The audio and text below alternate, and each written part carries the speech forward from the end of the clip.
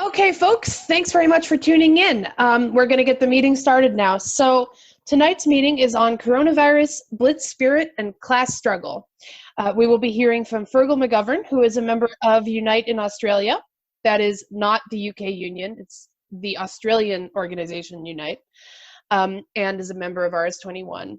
And then our second speaker will be Ian Allinson, who is an organizer for RS21. He's a longtime trade union activist and president of the Manchester TUC.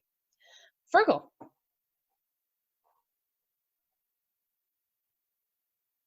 I hope I do this justice. One thing I've learned, never, ever, ever tell a socialist organizer that you've done a little bit of a research on thing, because before you know it, you're going to be into doing a public meeting. And would you believe, in 5 years of being on the left, I've never done one of these, never mind one on Zoom. So anyway, I hope I do it justice. All right, so I'm just reading through my notes now, and just some things that I've scribbled down. I will be concise. Basically, what I guess this is about, about the wartime spirit, the comparisons that have been made with World War II. And I was just going to fill in, just give a little bit of an idea of, I suppose, some of that history, and maybe we can kind of see some comparisons, dispel some myths, and then I suppose, and Ian will build on from there. But anyway, just to kick off, it's been quite somewhat of a prevalent trend to make comparisons between coronavirus and World War II. On the one hand, there has been the response of government to implement measures that echo those carried out by the wartime government, like talks of nationalising industries, transport, etc. Big expenditure on supporting workers out of work, these lockdown measures. And if you look at the kind of shops putting restrictions on how much stuff you can buy to try and control panic buying, it's kind of like a half-hearted rationing measure to limit panic buying during the quarantine. And of course, this kind of framing is being used across the media and also by the Prime Minister himself, that we're all united against a common enemy, the virus. And to push the point, just the Australian Prime Minister as well, making this bold claim: there are no more unions or bosses, there are just Australians now. Different country, but it kind of conveys the spirit that we're seeing, I suppose, in the UK, or this framing that we're seeing in the UK as well as around the world, and by conservative governments, no less. So the purpose of this talk is just how much can we really compare the situation we have now, and in what ways. And I think I think there are a lot of comparisons, but it's different to the way that we're made to think. So I just wanted to start with this presentation from a headline article the headline of an article in the Daily Mail in January 2015. It just gave me a chuckle when I saw it. The Dockers, Churchill and the war's most shameful secret. Second World War strikes reveal disgusting lack of patriotism. Dipping of cranes during Churchill's funeral, a moment remembered by all. But crane operators had to be paid due to anti-Churchill sentiment. It was unsurprising given the lack of patriotism shown by striking workers, and there was plenty of industrial unrest during the Second World War effort. So even the mainstream media a few years ago kind of was acknowledging that this kind of we're all in it together spirit, it wasn't really there. And just kind of, so I suppose, Britain was then, as now, as divided as ever. On the one hand, we had the case that sacrifices were not equal, leaving aside the experience of the front, and just focusing on the home with the air raids. You can compare the support that was provided by the state to the working class compared to that provided to the bourgeoisie, but also as well who was expected to pay for the war effort.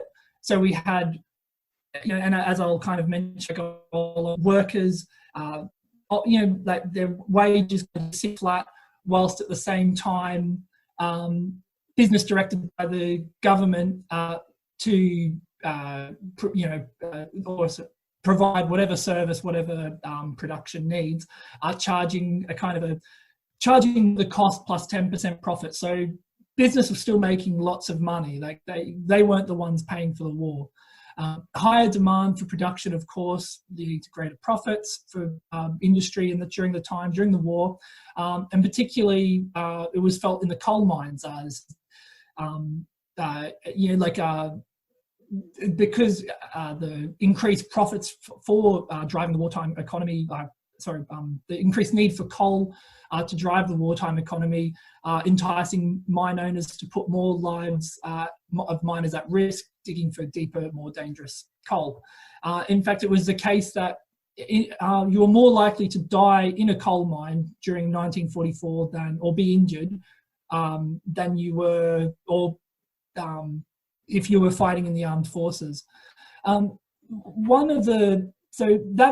coming back to who was expected to sacrifice, who was really feeling the war and who wasn't, was, I suppose, like we could look at the bombing of of the cities. So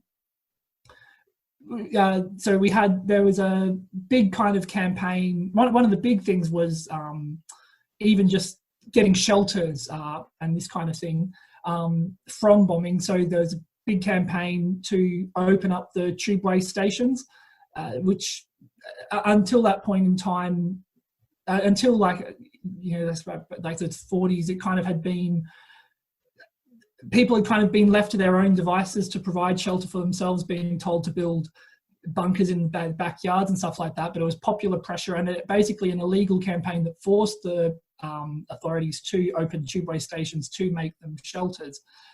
And again, it dispels this kind of myth that everyone just kind of had access, because it was a fight that had to be fought to even gain that much. But it was the case that, so for working class people, it was the case that you'd have 14,000 people to a shelter in Tilbury, in this one example, or on the Isle of Dogs, where a journalist found 3,000 people with only 8 toilets between them. But on the other hand, for the more wealthy, it was the case that you had hotels being turned into luxury shelters, the wealthy being able to build bunkers in their own homes and in their yards, because they had the space to do so and the wealth to do so. That also just the means to be able to just flee the country altogether. And of course, this kind of narrative of we're all in it together, well, it was the industrial centres that were being attacked, where typically working class people lived close to factories, whereas the rich lived in the countryside. And so it's an important comparison of when we say, well, we're all in it together, well, some people are more in it than some. And then even in the case when those people did flee, there was a kind of resentment that they took with them, of poor people coming to the countryside, like the being accused of bringing disease and this kind of thing. So this kind of ties in as well, that with this resentment, so like this, that it wasn't all felt equally by all, but on top of that, I suppose as well, the focus of this is the industrial kind of component of it. And during the war, the workers' militancy increased to the highest it had been in over a decade, especially in terms of workdays lost due to the strike, with 3,700,000 lost in 1944, workdays lost in 1944 alone, and this number not to be matched for another decade. On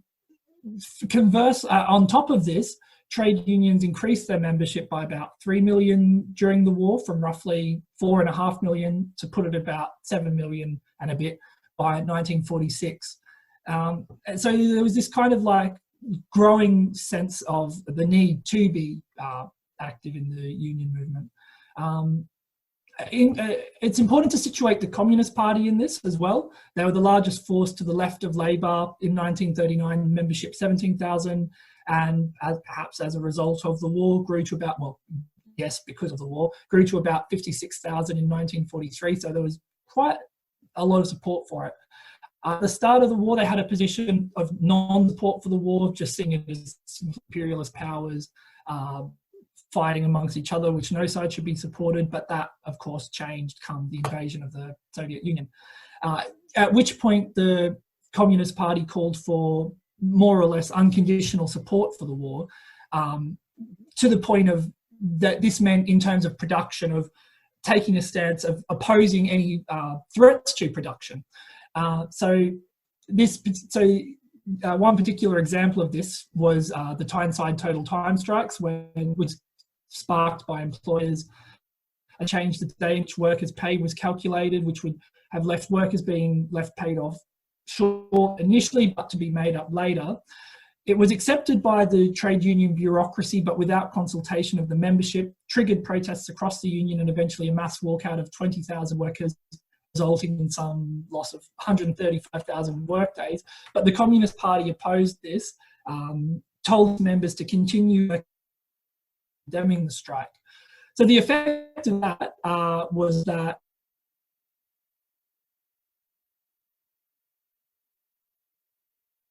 democracy.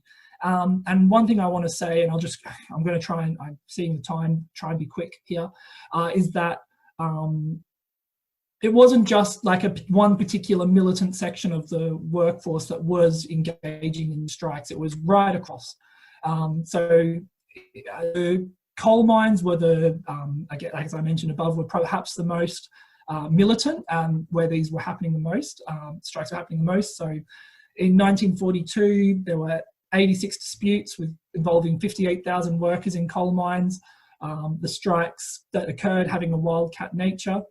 During the war, divisions between rank and file officials widening, with officials trying to prevent the strikes and keep workers producing despite their grievances. One of the most significant single strikes of the period was the apprentice boys strike, taking place in coalfields across Wales.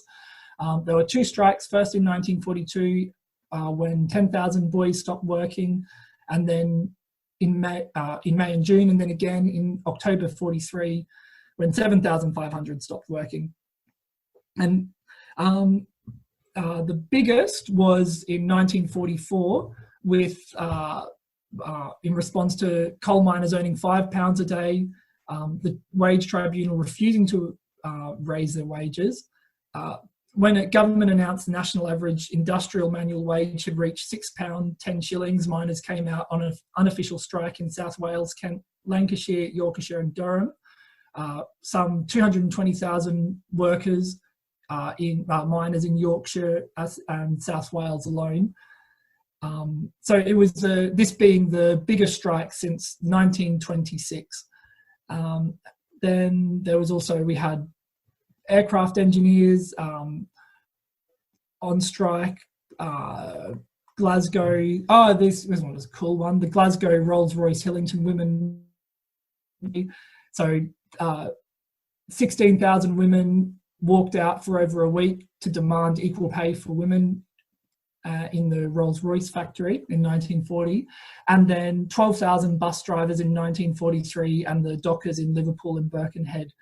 So the point of this is to sort of show how widespread this kind of discontent with just accepting things as they were, like it wasn't just one militant section of the workforce, but right across. And then I wrote a bit more, but I have barely got the time. But it was also, this carried through into the armed forces. So you had at most benign, like this kind of unrest and this discontent, not just with the war, but with the expectations that were being placed on servicemen. So you had like at its most benign, the formation of soldiers' parliaments, such as the Cairo Forces Parliament, and another in India that interestingly voted to support Indian nationalisation, Indian independence. But then also like just outright mutinies of soldiers refusing to fight, with 200 soldiers in refusing to be deployed to Italy, the Salerno mutiny.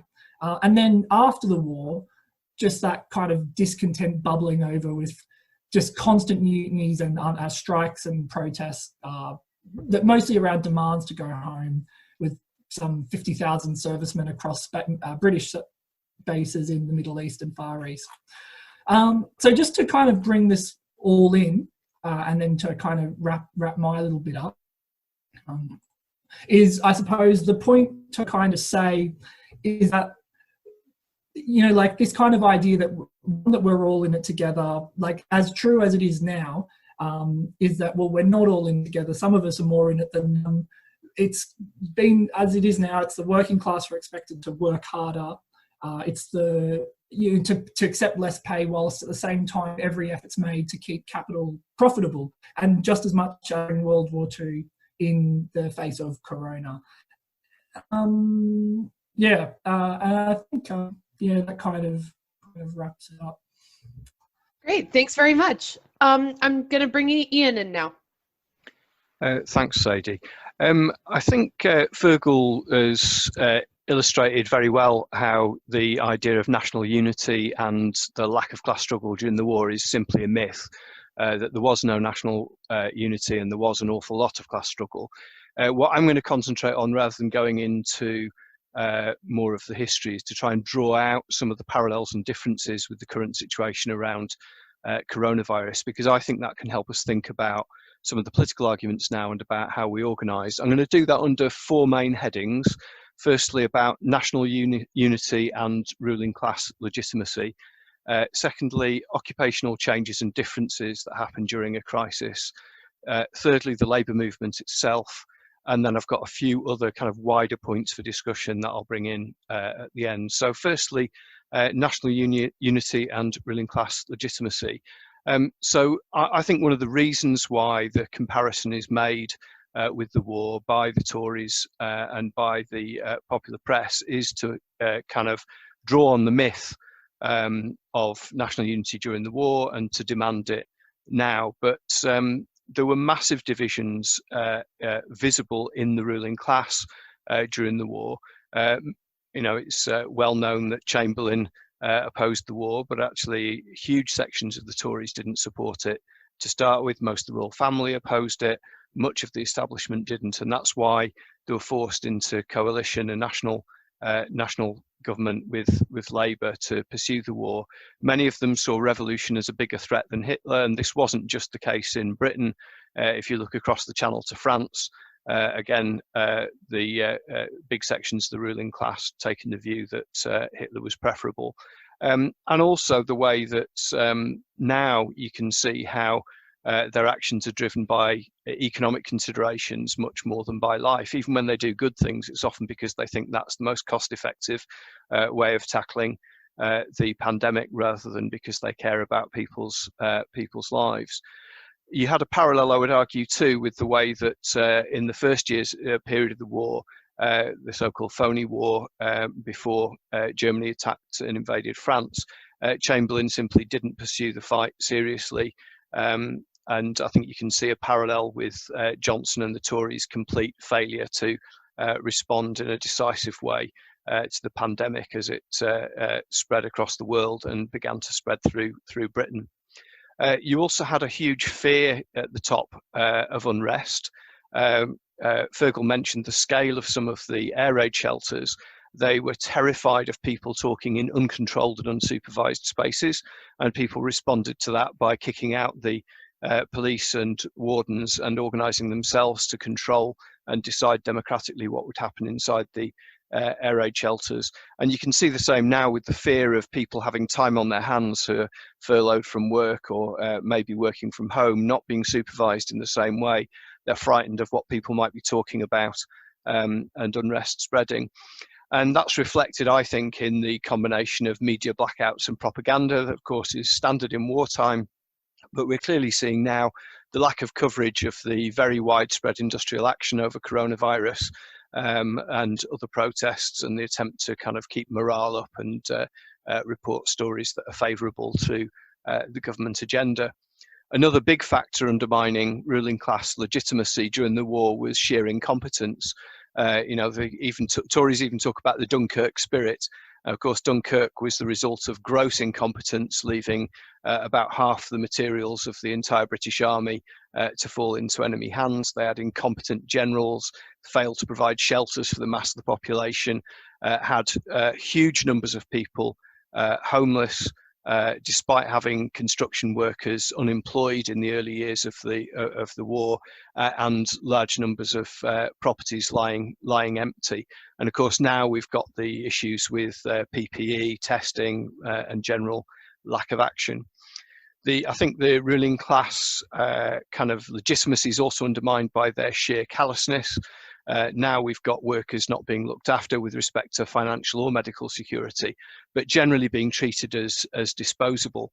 And you saw that during the war with arrangements in workplaces for air raids, where employers were trying to get workers to stay on the job as long as possible after the air raid had sounded, before going to shelters. You've got the consciousness that people have of the class differences in safety. Feargal talked about them in relation to the war. We've clearly got them now in terms of people's ability to afford to not work or work from home, people's ability to travel in private cars rather than public transport, or to have nice spacious gardens they can enjoy themselves in rather than being crammed together.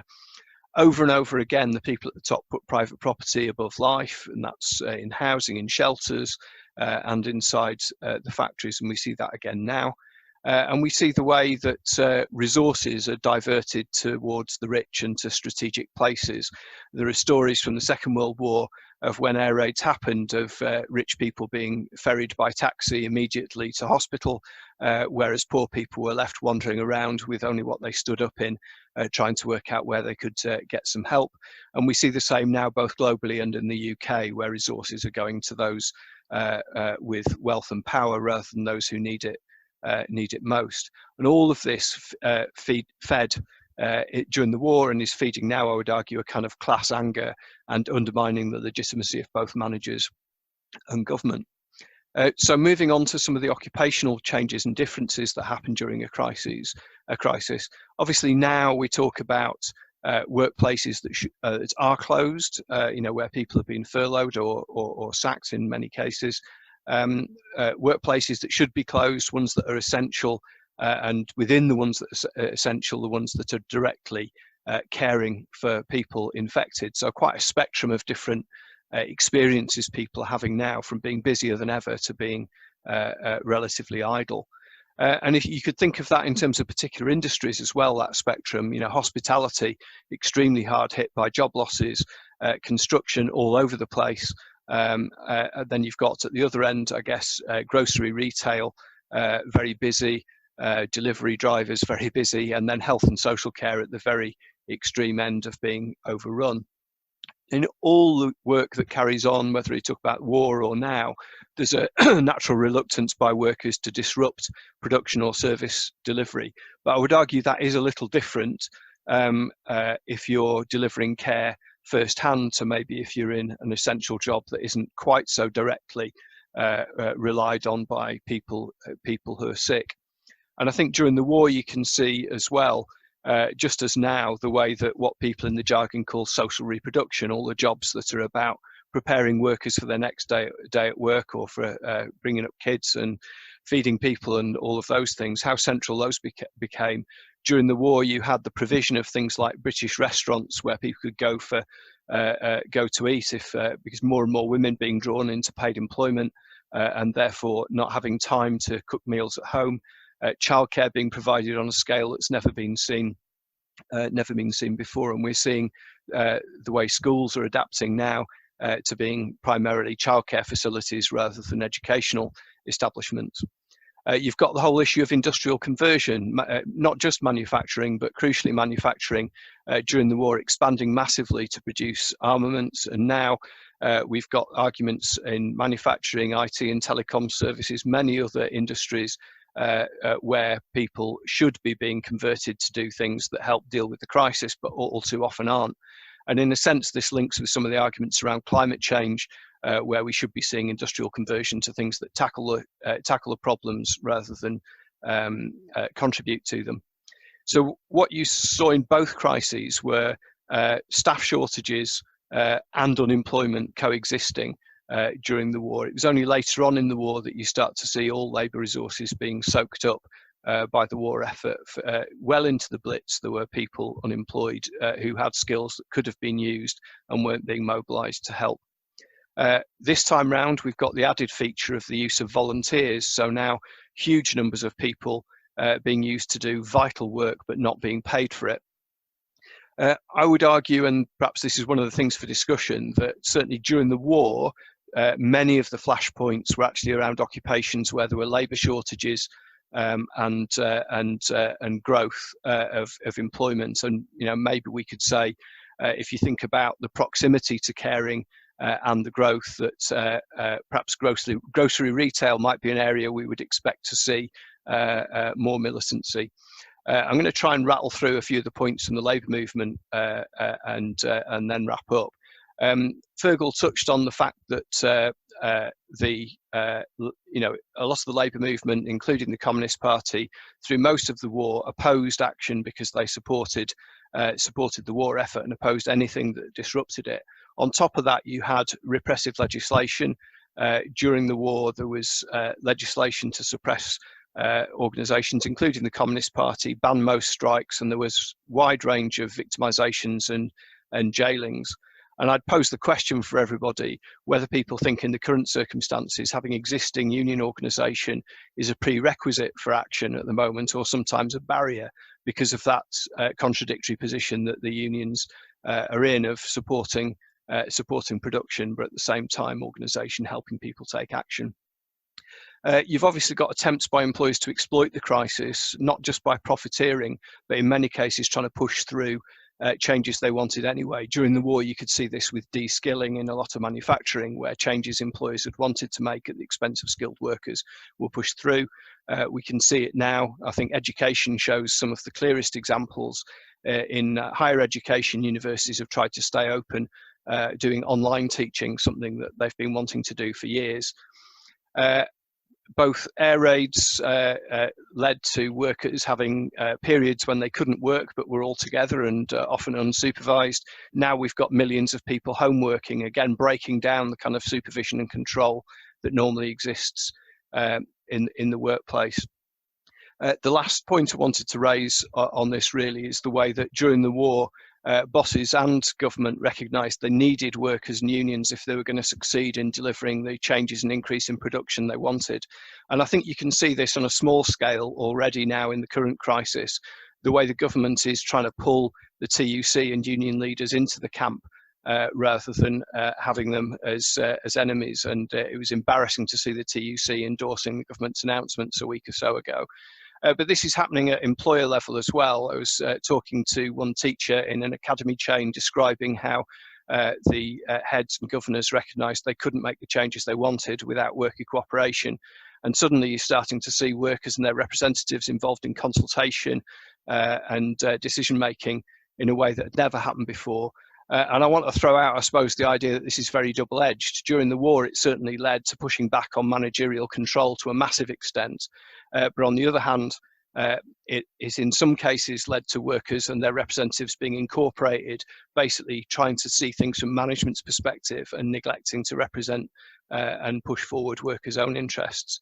A key difference, I think, is the shorter timescale we're on now. During the war, it would be fair to say that unrest grew during the war, but also that unrest grew as the threat of invasion receded. So will we see a rise in unrest, perhaps as we go through waves of infection, perhaps as those waves recede slightly? So I'll throw in a few wider points for discussion and then wrap up, and we can open things out. I guess one other factor we could talk about is the way that World War II, as well as for most people fighting it from Britain and some other countries, was many people saw it as a war about fascism or democracy. But for the big powers, they were fighting over the carve-up of the world after the war. Coronavirus is much less ambiguous in this sense, but we're already seeing, I think, some signs of shifting imperial balance. Just as the US, sealed its supremacy over Britain during the Second World War, you can see China gaining even more influence relative to the USA through the course of the current crisis. I'd throw in the idea that perhaps in some senses this is a dress rehearsal for what we're going to see as a crisis over climate change. Clearly the number of deaths over coronavirus is much smaller than we can expect to see due to the climate crisis, but we can see the callousness, the putting the profit before people, and the international dimensions of it as well, the way borders are being closed down now, and the dangers that would represent as people need to flee from crises caused by climate.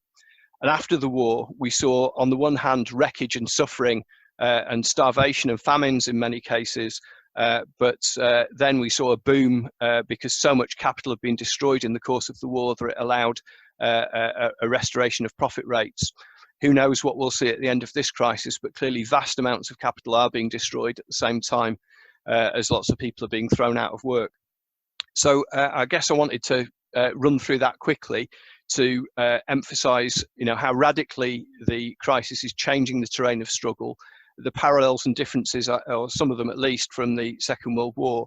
And I would argue it's vital that the left seizes those opportunities, because we can absolutely guarantee that this won't be the last such crisis, whether we talk about pandemics as a result of the awful living conditions and crushing together of people in unsanitary conditions in cities and poor food supply, or whether we think about climate. Thanks very much, Ian. So we've had a very interesting opening from both Feargal and Ian. We should have plenty to talk about. We're going to be opening up the floor now. And I also wanted to thank Tazy, who's the co-chair of this call, and she's helping take care of the technical aspect, which is really important on a call like this. Hey, everyone. Thanks, Tazy. Let's go to, I see John and then Rachel. John? Yeah, hi. I thought Feargal and Ian's stuff on national unity was good, and you can see Starmer already lining up to the role of loyal opposition, very much saying that Labour must act in national unity. And as you were both indicating, this isn't, I mean, it's a good thing that they're putting money in, but the way in which they're putting money in is very much to reshore their style of the economy, not ours. But and also, Ian, your point about this being not the last of the viruses and linking with climate change, I would say that this is a direct consequence. The two go together. The forces that have brought us the climate change are the forces bringing us these viruses, and it will continue in that way. But the question, which may be slightly controversial, picking up on what Feargal said about the level of industrial action there was during the Second World War, and the sharp edge of people who were in the front line of helping the war production. The people in the front line at the moment are the health and the care workers. Their conditions are absolutely appalling. They are genuinely life-threatening. They should be taking action. Now, that may seem really difficult, both for those people as individuals and for society as a whole, who would prefer to clap them every Thursday evening than actually give them a pay rise and give them their equipment. And our position on that seems to me to be quite a tricky one. Thanks. Rachel? Hiya. I guess my point comes pretty much off the back of John's just there, because I think obviously the healthcare and the social care workers, we need to take action. What's going on the wards, and people just not getting the PPE, and then the standards for the PPE being low, there were different lowered, but I see things as taking strike action, things that I was thinking about was the parallels between the democratic trying to organise in the air raid shelters, and then also kind of democratically organising healthcare. And I think that's some of these stories, not just from the Second World War, but from other strikes and stuff that we have to, from other healthcare actions that we have to learn that this is a new time of organising. So we're not going to be able to have demonstrations outside certain NHS boards or outside NHS England. But one of the things I think we should be arguing for is around the workers' control of wards, rather than management control of wards. And I think we would maybe have some sort of popular basis for doing that. There's an awful lot of anger around how the rich and famous have got hold of tests when NHS staff can't. And I think kind of looking at that, how do we democratically control our labour rather than withdrawing our labour at this point? And I think we need to be sort of creative in our discussions around that, because honestly, I wouldn't go on strike now.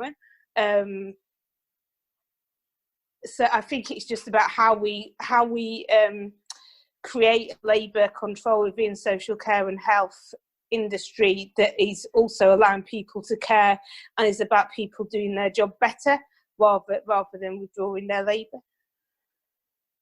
Thank you, Rachel. I will add on the side, if anybody's having technical issues while speaking, it might be better to turn off your videos to ensure that the audio can go through smoothly. We did hear the majority of that, though, I think. So I think we're okay. But thank you, Rachel. I'll let Hazel in now, and then we'll go back to the speakers and then do another round. And I've got you on the list, Grant. Hazel, go ahead. Oh, yeah, I just wanted to add a point about experience during the war and about the myths that people, that Ian and Fergus talked about in their introductions, and make the point really that the myths about national unity is not only about how politicians have used it ever since to try and justify things and invoking the blitz spirit and so on. It was also during the war itself, it was a myth that had to be created and reinforced and was always contested at every point along the way. I mean, I've fought my sins in research I've done, which is about mental health during the Second World War. I read all the government documents and home security reports, all of them on morale and how they built up and tried to cultivate the idea that everyone was keeping morale high because they wanted to show that morale was high. And so in that, they deliberately phrase things in certain ways, deliberately use language in certain ways, dismiss people's concerns. But it's also clear in all those reports, they were very worried at every point about people rejecting that, about people being discontent, about strikes and unrest breaking out, and you can see their panics. And I think that creation of those myths goes into every area of life, really, even in terms of the medical profession during the war itself, where it was, the idea that you'd be able to get through this with just a bit of patriotism and so on. So I think it's important that we don't see things as carved in stone, or see the outcome is always going to be contested. And he didn't get many claps tonight, so I've read on social media, but even when Boris seems popular, that often hides a discontent and an unease below the surface. And I think that's clear in all the ways, and I think we should draw that parallel from the war as well as the more modern day ones. Grant. Hi. Yeah, it's been really, really interesting so far. One of the things I wanted to sort of respond to was Ian's idea about trade unions being co-opted to the boss's agenda. For those of you who don't know me, I'm the branch president of UCU at the University of Edinburgh, and that certainly is something that runs through my experience of the last two or so weeks when we've been negotiating with university management. There's been a lot of constantly reacting to the latest thing that management has or hasn't done, rather than taking that time to try and make specific demands out with that and thinking beyond the parameters that they want to put round the discussion. And at the same time, within UCU, we're having a huge battle to try and get the UCU National Executive Committee to even meet. They seem to just want to go into those who control that just want the union to go into hiding and issue supportive messages and do nothing in terms of fighting for members. Terms and conditions. So that's the first point. The second thing I wanted to sort of talk about was when both speakers were speaking, I was thinking about sort of parallels beyond the period of World War II itself, particularly thinking about the post-World War II situation, and if there's any parallels we can think about there. Certainly there's a couple of phrases that have been repeated quite a bit over the past couple of weeks about not coming out of this as we went into it, not going back, which has echoes of not going back to the Hungary 30s and the landslide of Labour government in 1945. But I think much as the wartime period itself is much mythologized, so I think 1945 itself is a bit romanticized. But I'm wondering whether we can scrape through some of that sort of froth around 1945 and find some real lessons of that post-wartime period that we think would be relevant today. Thanks very much. Charlie. Okay, thanks. Can everyone hear me? Yes. Two, I think, wholly disconnected points. The first is to pick up on what Ian said about China and America, and to say, politically, it's certainly true that China has gained a greater influence and is, presents as having had a much better response to this than Trump, although I'd caution that there may well be a blowback coming for the Chinese ruling class a little further down the line. But economically, this is going to help them economically against the states, but the problem is that doesn't help them very much because they're still reliant on selling stuff to the states. So the reality is that China comes out of this greatly economically more powerful is I think not less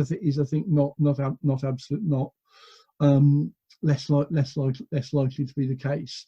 The second thing I wanted to say was just, sorry, lost my notes.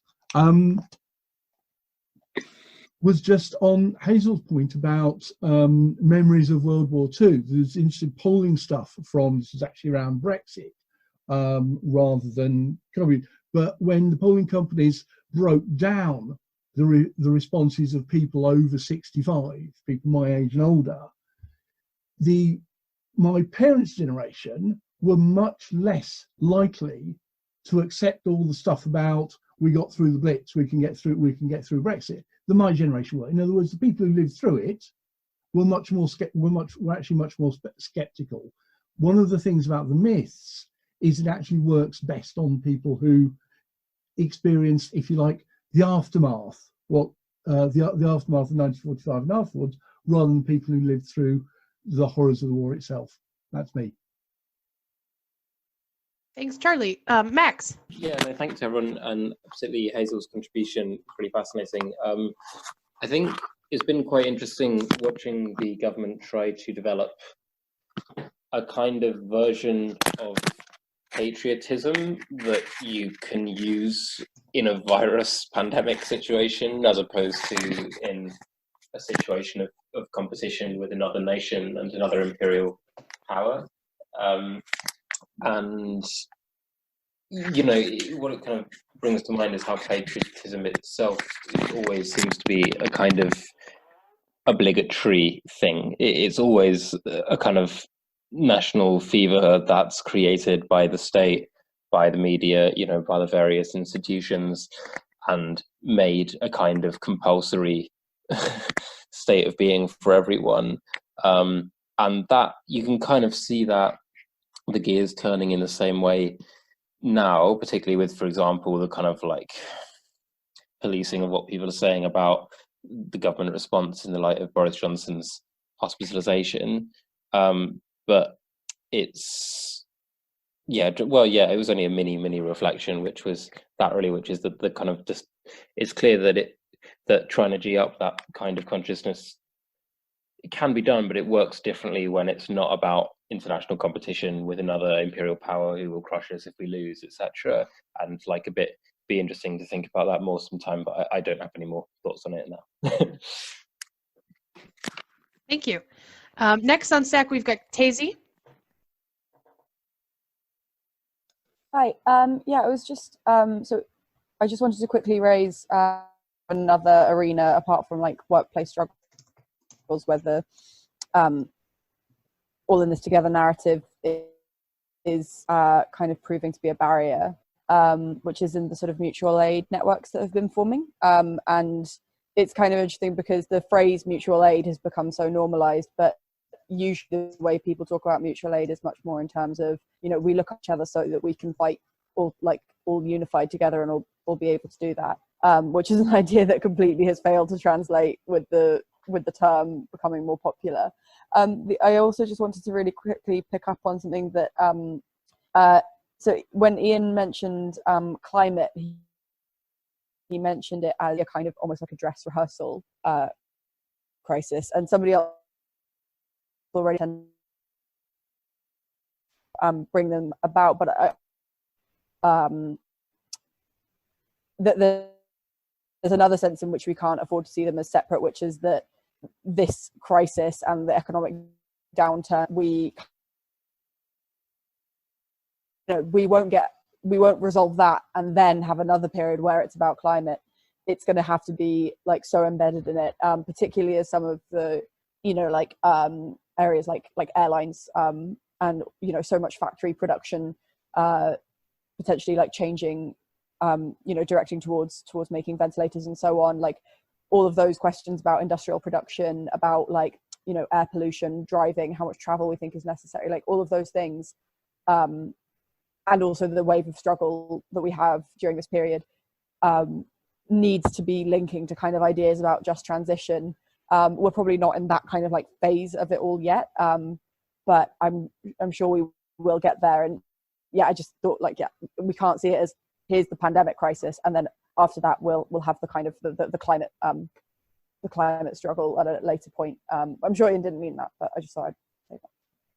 That was helpful. Thank you very much. So I'm going to bring in Marco now. Go ahead. Okay, cool. Hey, comrades. Yeah, 2 brief points.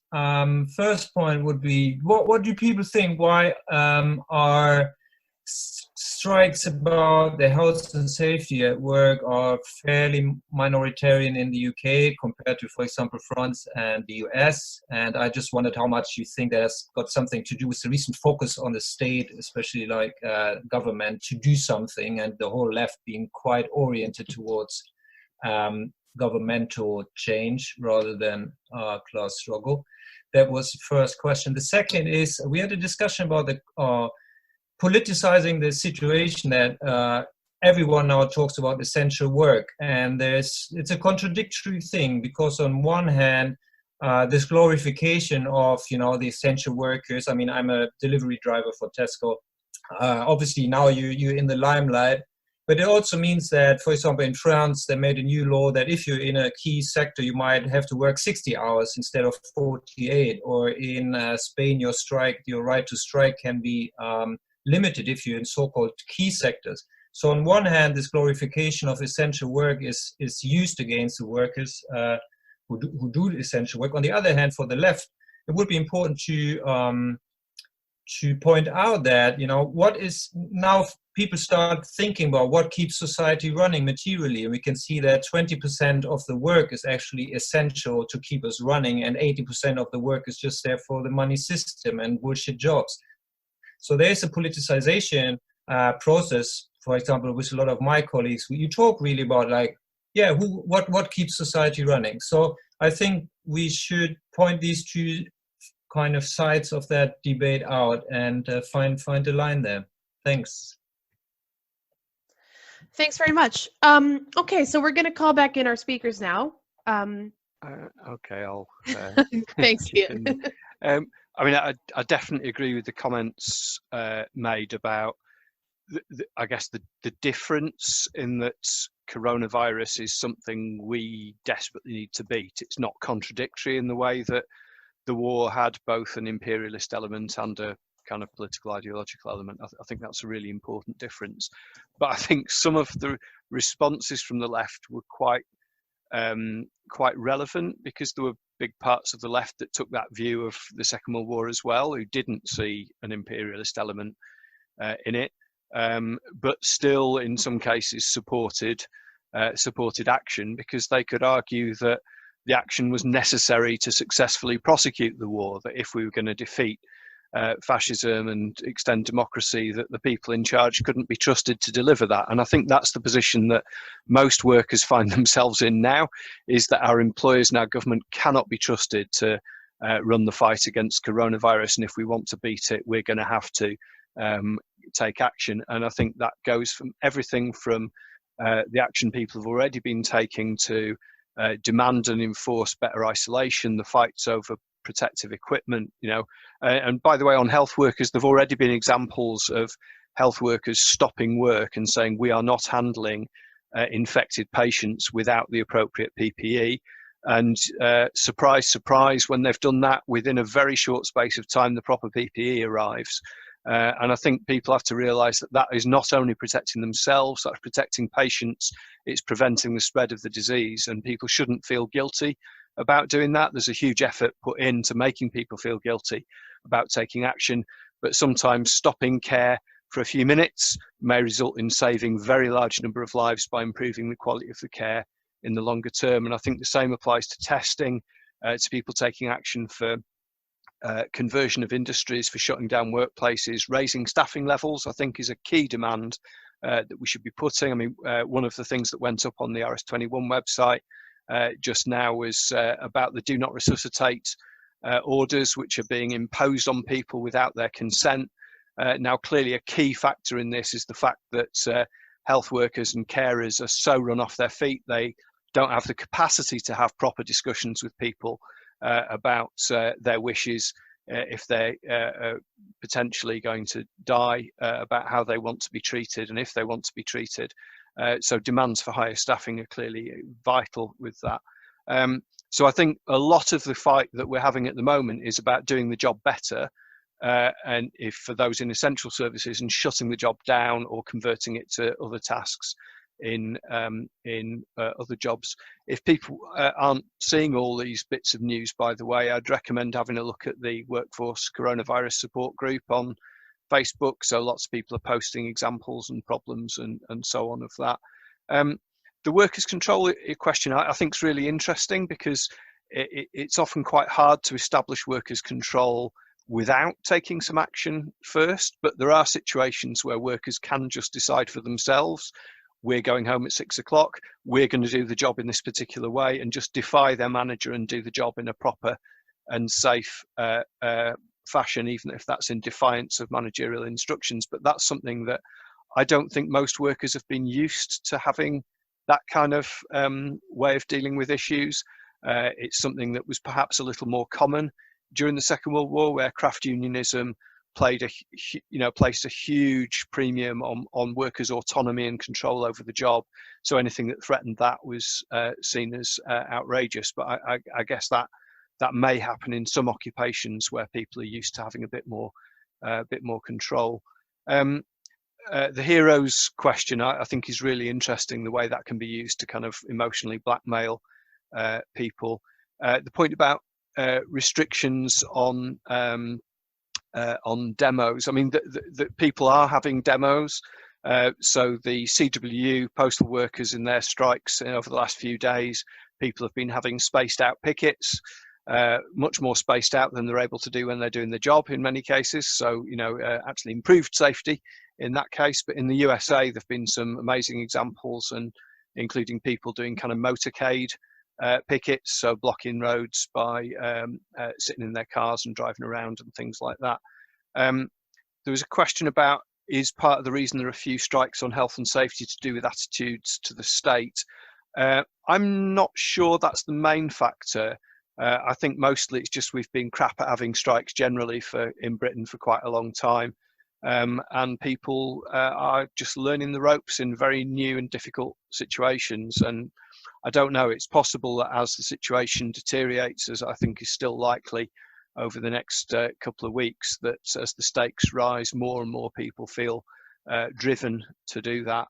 I really like the point, by the way, about the kind of no going back to austerity and, to how we had things before, and the linking of that with climate, because all the arguments around diversification, I think, have been brought to the fore. I mean, the fact that Babcock, an arms manufacturer, can suddenly decide it is making ventilators. Well, you know, why go back to making arms? Why should we go back to living in the way that was polluting people in the way we did before? So lots of really great points from that discussion. Thanks very much. Feargal, are you up for coming back in? Yeah. Brilliant. I just thought one other comparison, like I was kind of thinking of, and it sort of ties in. I think someone mentioned something about a little bit about the post-war period. I might have not heard properly, but so I think talking about the shelters and this kind of thing. So like that was kind of like, and it's going outside the workplace, but I still think it's like a general sentiment that we can find now is say like this whole idea of there's a place here, we need shelter, tubes are, you know, like a suitable, they're underground, they'll keep us safe from the bombing, let's just go and have them. I think so. One of the interesting things has been seeing like a lot of the vitriol being directed against landlords. Like, I just fucking love it. Like just out of nowhere, like everyone, like, you know, you see it all over social media, everyone putting the boot in, like we're all meant to be making sacrifices. You know, like I'm losing my job, I might only have, you know, at best, you know, someone might only be getting 80% of their pay if they get this job guarantee or whatever you call it, furlough guarantee, whatever the hell. But, you know, but like a landlord can still expect to get exactly the same rent. And so a lot of people like really disgusted about this. And so after World War II, one of the really big movements was the squatters movement of 1946, which about, I think like 40 or 50,000 people just like squatting empty buildings all over the place. And so I think maybe like as something that we could be doing in the meantime or perhaps after is like, well, there's still homeless, there's still people out on the street, there's empty buildings. There's now this like all of a sudden instant, like, well, not instant, but like this developed sense of hatred towards landlords and private property owners and empty houses. I think that there's a lot of opportunity there for us to work on something. Just talking about, and again, and it relates back to this no going back, this sentiment again, like, you know, like it was very easy for Labor to, in 1945, to bring about, you know, to nationalise industry, to institute the NHS and all these kind of, you know, like whatever, various kind of forms of nationalisation, social welfare state, because it was already happening during the war. And I guess it's that kind of same thing now, like why go back from it if we're kind of bringing it now? Let's just push forward. And I think for us as socialists, like we have to be careful. We have to make sure that we're increasing our demands too, or there's a risk that we end up getting outmaneuvered by conservatives. I mean, and that's something for me in Australia, like, which is kind of blowing me away, is like one of the movements I've been part of back there, anti-poverty network around campaigning for welfare rights, increasing welfare payments. You know, we were kind of always arguing double the rate of the welfare payment. The kind of NGOs were saying, no, we'll just be happy to have it increased by half. So like we were saying $150 a week, they were saying 75, work that out in pounds. And then all of a sudden in the mid of the corona, the government just doubled it anyway. And so there's this kind of thing that we have to make sure that we're increasing our demands as well, you know, like accordingly, as well as like on, you know, like as well as organising around the workplace campaigns and this kind of thing. We could reopen here. There might be more people who want to say something, or Ian has a couple of questions he was thinking of asking as well. So unless anybody else indicates, I will turn over to Ian. Yeah, I mean, it was really, I mean, I kind of half raised it in my introduction, but clearly there's so many different areas where people need to be struggling over different things. But I was wondering whether people thought there were particular industrial sectors or occupations that, insofar as the left can focus its resources, that we ought to be trying to. So it seems to me, in terms of people's willingness and ability to take action, there's the question of how much pressure people are under not to, you know, which obviously the closer you get to care, the greater that pressure. And there's the question of labour shortage as well. To what extent do people feel safe in taking action? And I'd add to the mix that I think there are some jobs where people have believed they were powerless for a very long time. And I think grocery retail is a very stark example of that. So I remember years ago a discussion with a convener at Grangemouth Oil Refinery talking about one of their disputes, and he made the comment that it was easy for us. We had an oil refinery to play with. And we all laughed because we knew exactly what he meant. The fact that there was power, economic power there, was really, really obvious. But we ended up having a discussion about why that was different to checkout staff who have millions of pounds worth of perishable goods coming past them every day that won't be sold tomorrow if they're not sold today. And what is it that makes the difference in that power? And I would argue there's kind of three elements that are missing. There's the kind of awareness of power, there's the organisation to wield it, and there's the political will to wield it. And those three things I think we've all been missing. But I wonder where, you know, retail hasn't got good trade unionism at the moment. I mean, bits of it are unionised, but generally with a total partnership kind of culture. I wondered whether people thought there was potential there, or whether there's perhaps more potential in other areas. All right, if anyone has anything that they want to contribute, just raise your hand or put it in the chat. Can you hear me? Yes. Mike, you have the floor. I don't want to hold people out, but just this. Oh, I think I've been really interested about the comparisons between World War II and the current, and I think that's been valuable. But I just want to come back to say one thing really about the priority that we have at this point, and that is to save lives. That's the practical sharp end has to be of our politics, and we've had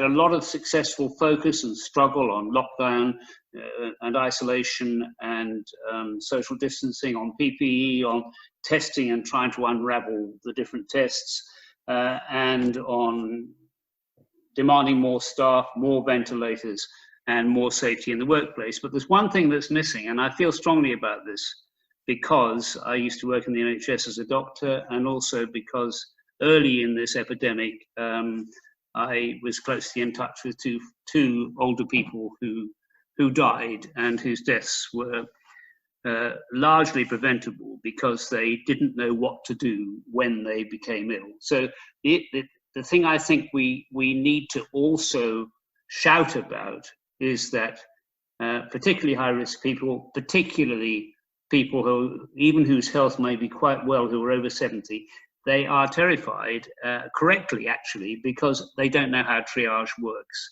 And so I think we need to fight. I've only really been thinking about this today, but I think there are 5 questions that we need to demand answers for. One is, I'm over 70 and I'm in reasonably good health. How ill should I become before I phone 111? Secondly, how long can I expect to wait to get through to 111? One of my comrades who died was tried for 4 days and couldn't get any advice. 3, if I can't get through to 111 and my symptoms are severe, how ill should I be before calling 999? 4, what will 111 do when I get through to them? And 5, and this picks up kind of some of the stuff that Brian's been talking about palliative care today. 5, can I choose to stay at home, even if advised to go to hospital? And what help can I expect to get if I decide to stay at home? So, I mean, there's rather a lot there, but I mean, the single issue is the point. There's a point of struggle, as well as all these other things, about people being left in uncertainty about how to get help when they become unwell. Thank you. Thanks very much. Hannah, would you like to go ahead? Yeah, sure. Just going back to some of the points raised, several points about retail work and also other essential work that isn't the NHS. So one of the, I feel like this hasn't got, unfortunately, that much traction in a lot of discussions besides the smaller trade unions, where a few walkouts and actions by cleaners in hospitals was one thing, and also there is currently an ongoing campaign of medical couriers supported by the IWGB, which I think would be another one to make some noise around. And definitely retail workers, obviously the level of unionisation isn't that great at the moment, but I do think this is a very important point in time for us to try and raise these in the networks that have become available, for example, mutual aid groups and such campaigns around, not really campaigns, but it would be good if there were campaigns around at least a living wage and protective equipment, because obviously the situation in retail has always been dire, but it's especially horrible at this point in time. So I do think that kind of work around the infrastructures of what keeps everything running would be especially vital. And I am very keen for comrades to try and kind of pay more attention to that. Thanks, Hannah. Feargal, did you want to come back in? Sorry. Yeah, I did. There's just one thing that I kind of thought about.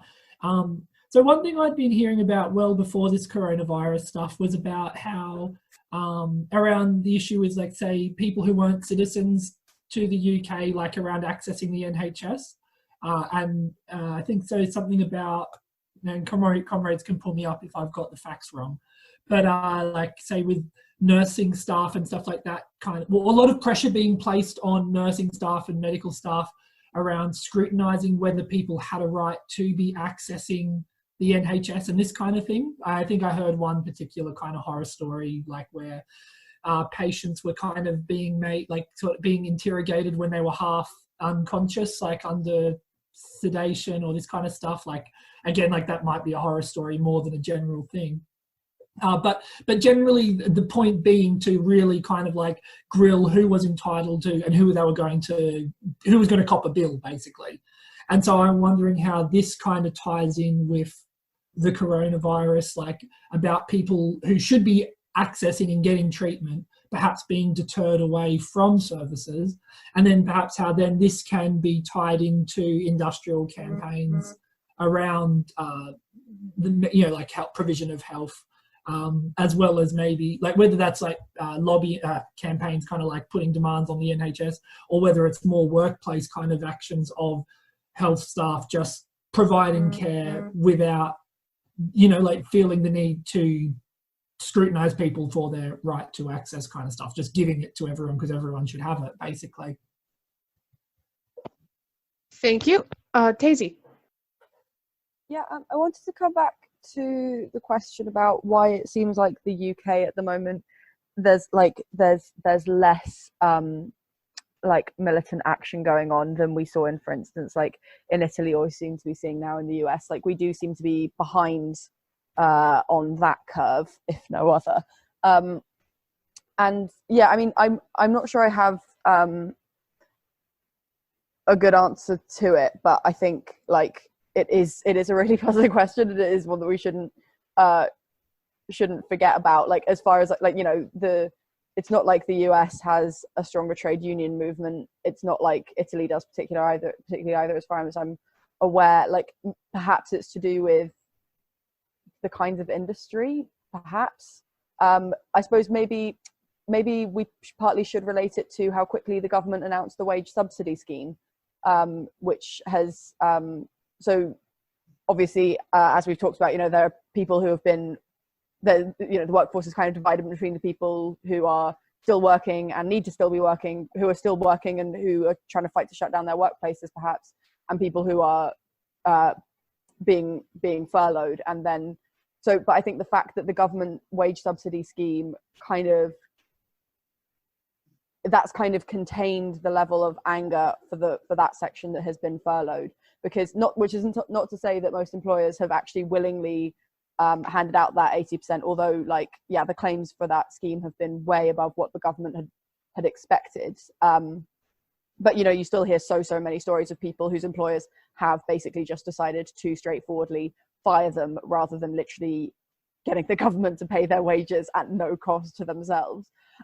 So I think maybe that's part of the reason why we haven't seen so much of an uptick in militancy as there has been in other places, because the government has done this huge wage subsidy scheme, and like, you know, there's been nothing like that in the US. I don't know what there's been like that in Italy. Maybe there have been similar measures, but I actually do think that, yeah, in response to Ian's point about which are the areas where we should expect to become more powerful, I think it probably is like warehouses, more so than things like, say, couriers or supermarkets, just because it's kind of the fact that, like, the lack of social distancing, I think, is probably more acute, and the workplace is kind of, there's more, it's, you know, it's easier for people to like speak to each other and so on. So I would say that's, if I had to guess, that's probably where I'd say it would be, and also where it is predominantly at the moment, I think. Thank you. Sadie, yes? Yeah, I'm Colin. Could I say something? Yeah, please. Yes, go for it. Thank you. Yeah, so Mike asked those 5 very important questions. I'm wondering if one is, I've written them down, but I wondered if we can include them. You know, it's something we write subsequent to the campaign around DNR that Brian and others have started. But what I think would be most useful with it, and I'm looking to Mike here in particular as a doctor, a former doctor, we should have an idea of what the kind of answers are, I would have thought, that we're actually, you know, to suggest to people, as well as I know these are sort of demands in a sense, but I think it would be useful to offer some answers there. Not now, but, you know, if we can have something maybe in writing subsequent to this meeting. Yeah, that was me. Thanks very much. Charlie, go ahead. Just on what Stacey said about warehousing, just a sort of, I'm not sure whether this is a counter thing or more a thing about fewer workers having more power, but just sort of practical experience. I work for a charity that publishes, so we use a couple of warehouses that send books out. The one we use most of the time, what they've done is there were 3 members of staff. The company has furloughed 2 of them, and the manager is now doing all the work on his own. In the other one, they've furloughed the majority of the staff and taken volunteers, and the work is being done there. Now, one of the dangers here is that if this is how a lot of warehouses are reacting, what they're going to discover is actually they can cover the same amount of work with fewer workers, which will give that group of workers more power, but which will at the same time mean you know, something of a fallout once the thing is over. So I'd be cautious of saying it'll simply give warehouse workers more power. It'll be double-edged. Thanks very much. Is anyone else trying to get on stack here? Or Ian, would you like to come back in? Yeah, so just to respond to 3 points there, I think. Firstly, just to highlight, in case people haven't seen it, the comments from Hannah and Ida in relation to the position for migrants. So in summary, it's worth looking at the Docs Not Cops website. But part of the problem, and you know, is that even though they've exempted coronavirus from some of the charges for migrants accessing the health service, people don't know when they go in whether they've got coronavirus or not. So people are still under great pressure not to go and seek treatment and seek diagnosis in case they end up with some whacking great bill and it turns out they just had a nasty cold. Really there needs to be a complete sort of you know, amnesty, I suppose, or whatever you might call it, where everybody who's here has full rights to access all services, and not having those kind of games which have public health implications as well as for the individuals affected. I wanted to back up the point about warehousing varying. I mean, obviously some warehousing is shut and some warehousing is dead busy and some warehousing is a right mix. I mean, it depends what you're handling. So, you know, it's a very diverse a diverse sector. So I'm sure there'll be very varied experiences, just as within retail. I mean, if you're in a clothes shop, you should. If you're in a grocery shop, you're very busy. So I think that sometimes there's variations even within what appears like a sector. I also want to just briefly come back on the question of why fewer strikes. I mean, it's very, very hard to get a feel for the scale of this, partly because the way British strike figures are counted, almost none of the action that is taking place will appear in the figures anyway. The workers generally are claiming it's not a strike, and the management are, it's short, it's unofficial, it often doesn't appear. But there's quite a bit of it definitely going on of one kind or another. So bin workers in the Wirral, I noticed today, are out over PPE issues, by way of an example. But I think two of the reasons why the UK probably is a bit lower, a big one is our anti-union laws, which are different to other countries and do deter unions from organising things. So if you look at the CWU, which I think has been probably come the closest to organising mass action over coronavirus, didn't actually call people out. They just advised people of their rights, and then some particular delivery offices walked out. So again, that's been able to be below the radar of most places. But I'd also point to the fact that strike levels have just been shockingly low before this started. The US had a strike wave, particularly in education, and to some extent in healthcare in relatively recent years. France had had a huge strike wave. Italy's had bigger strikes. So coming on the background of a very long period of low strikes in the UK, people are having to learn how to take collective action from often a standing start and poor organisation. A lot of the better unionised workplaces are ones that are furloughed. So Unite keeps making announcements about manufacturing workplaces that are basically just shut down for the duration with people on full pay. There's lots of that going on, so that's taking the sting out of it, I think, compared to the US, where a lot of those workers are facing economic crises or having to go in totally unsafe conditions.